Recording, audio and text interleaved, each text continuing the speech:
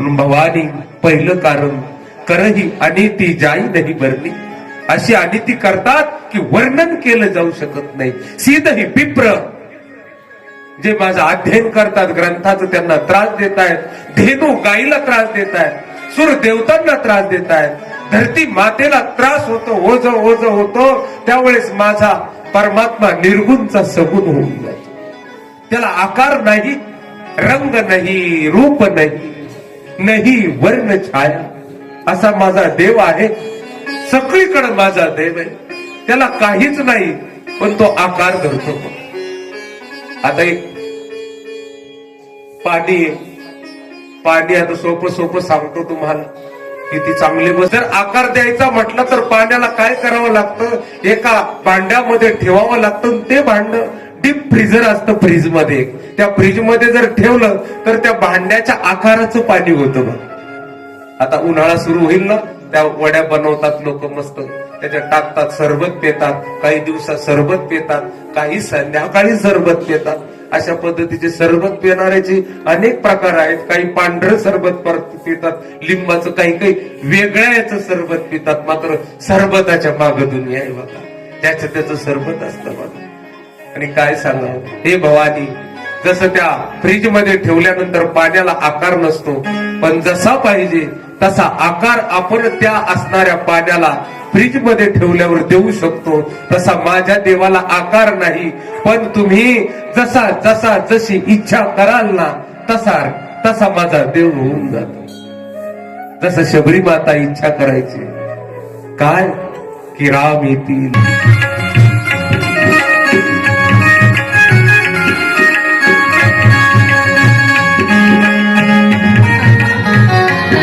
जय हो बचाने वाले.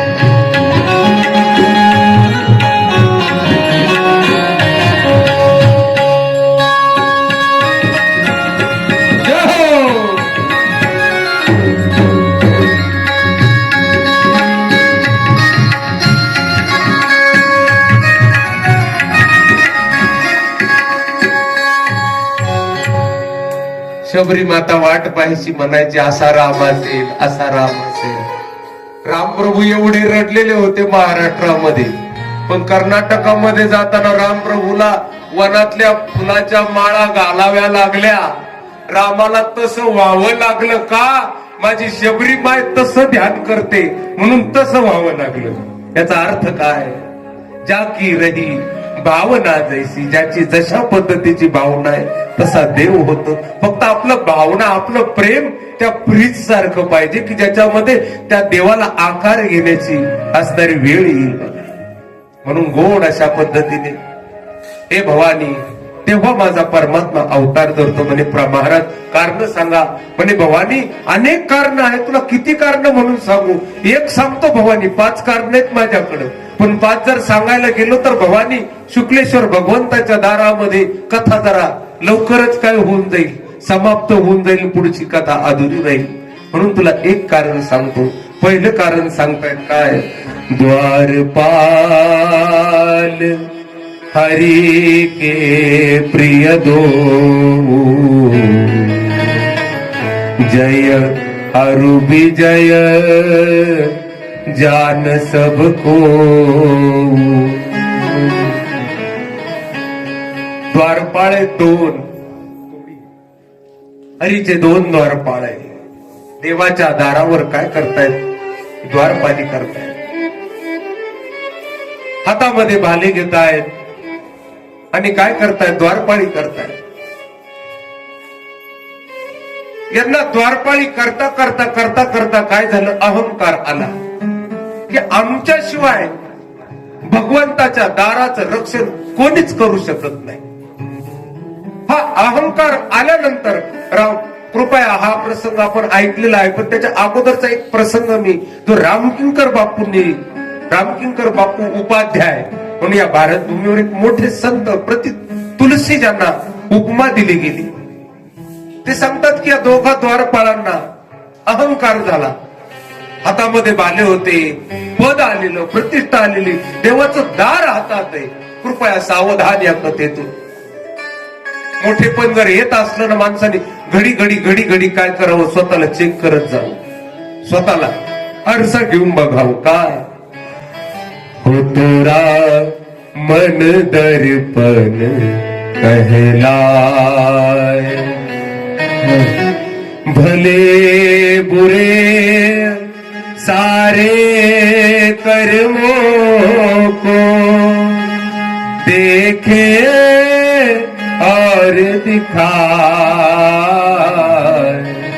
तोरा मन दर्पण कहलाए सुख की कलिया दुख के काटे मन सबका आधार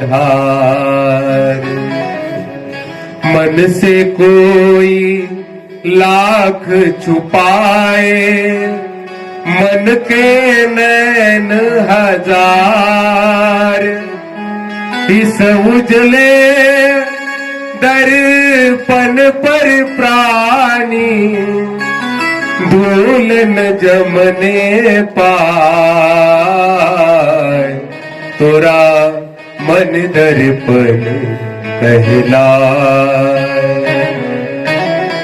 मोठे पण आलं ना तर आरसा घेऊन बघावं ही दशरथाची परंपरा आहे दशाननाची नाही दशरथाची परंपरा काय हातात आरसा घेऊन बघण्याची यांना मोठे पण येत होतं मोठे पण येता येता येता येता कधी कधी काय होतं घरात पैसा येऊ राहिला चांगले पिक जाऊ राहिले आनंदी आनंद होऊ राहिला जे करतोय ना त्याच्यात यश भेटतं महादेव पावला हो महादेव पावला बाबा आम्हाला पण पावता पावता तो अहंकार कधी कधी काय होतं हातामध्ये लाखाचे बंडल 50-50 60-60 70-70 हजाराच्या पट्ट्या पोरं घेऊन येऊ राहिले माजलगावहून कारखान्यात जाऊन 2-2, 4-4 लाख रुपयाचे पेमेंट काढून घेऊन येऊ राहिले पैसाच पैसा घरामध्ये येऊ राहिला पण त्या मोठेपणात बाबा अचानकच लेकराला काय झालं पैसे खिशात होते आणि अचानकच आमच्या लेकराला प्यायची सवय लागली हो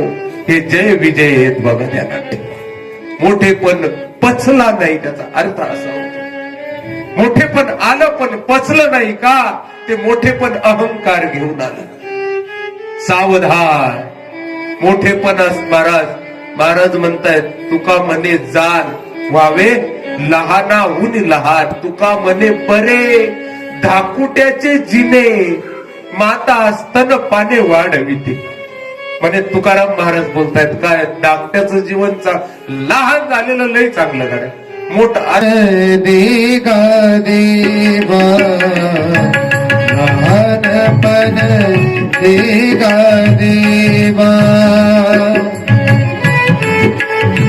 देगा देवा लहानपण देगा देवा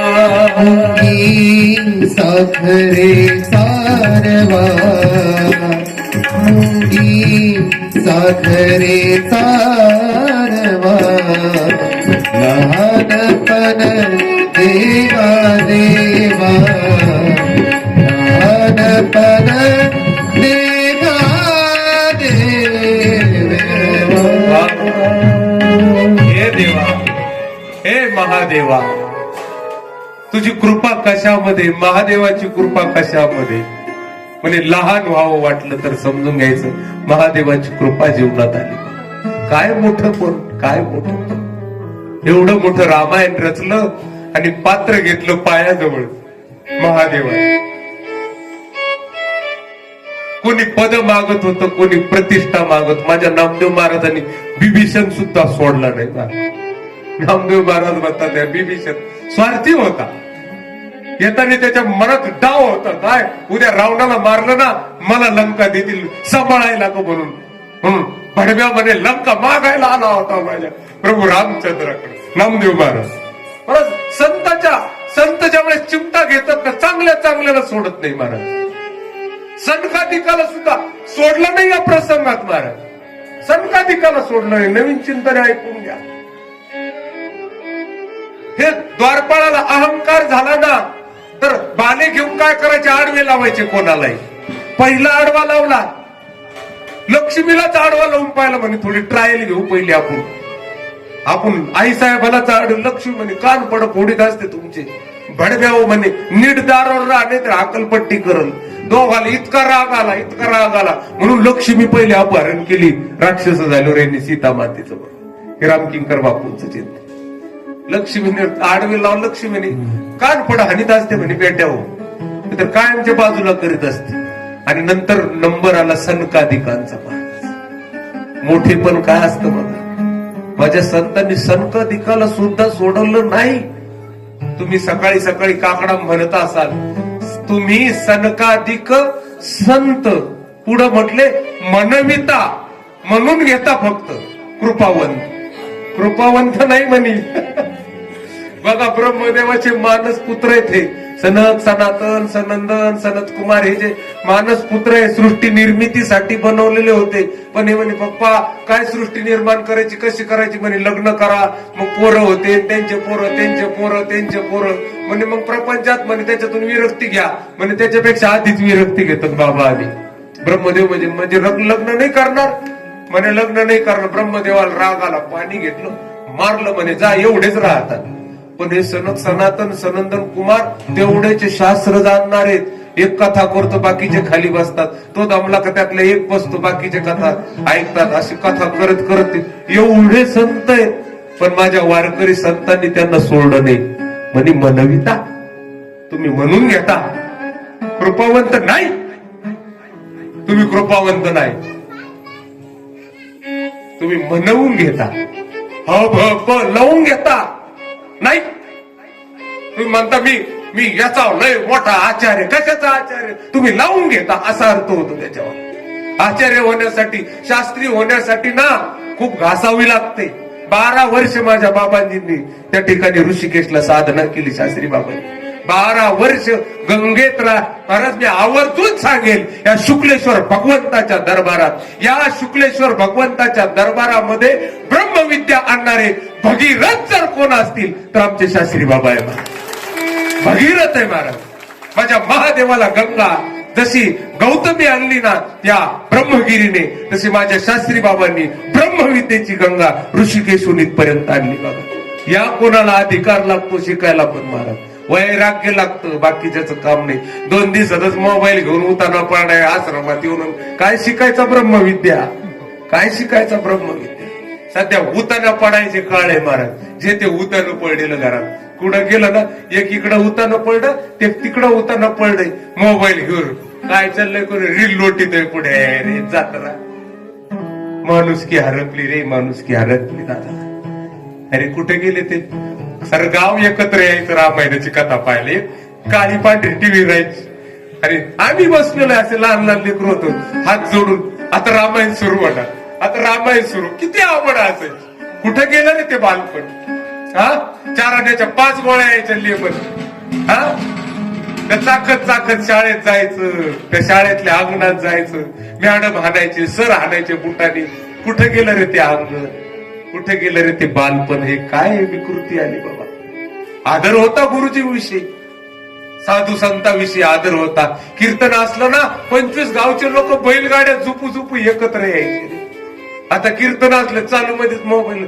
इतका अनादर भाऊ कशाचा अनादर चाललाय हा अनादर कशाचा कीर्तनात मोबाईल काढून बसत कथेत मोबाईल अरे टापड्या लई जगात मोठाले मोबाईल आहे तुझा नाही रे भाऊ तुझा काय नाही एखादा लई सोन्याचे मनी घातले तो मोबाईल महाराज आदर केला पाहिजे बघा आपण साधनाचा आदर करू नाही शकले तर काय खाक साधना करणार मी जर रामायण सांगतोय रामायणाचा माझ्याकडे आदर नसला तर काय मी रामायण सांगणार आदर पाहिजे महाराज हे सनकाधिक आले म्हणविता तुम्ही म्हणून घेता सनकाधिकांनो पण तुम्हाला राग आला या प्रसंगात जय विजयच्या प्रसंगात का फक्त भालेच आडवे लावले म्हणविता म्हणून काकड्याच्या प्रकरणात दुसरा अभंग लिहिला आता तुम्ही कृपावंत साधू संत जीवलग एवढा करा उपकार सनकाधिकांना बोलवताना तुकोबराय म्हटले थांबा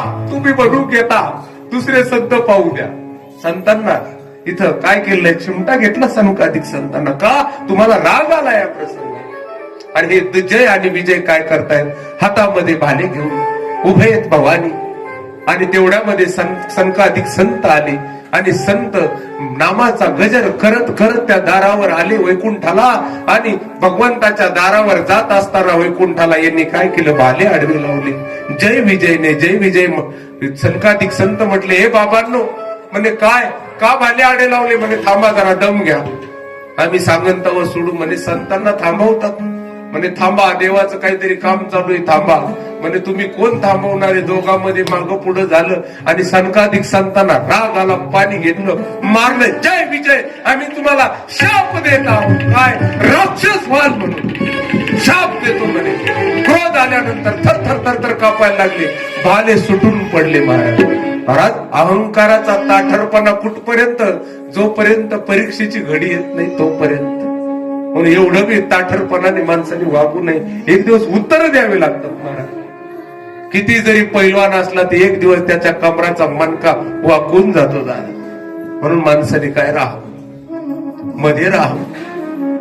थरथर कापायला लागले. भगवान नारायण आले, जा म्हणे आम्ही तुम्हाला शाप देतो म्हणे, राक्षस व्हाल.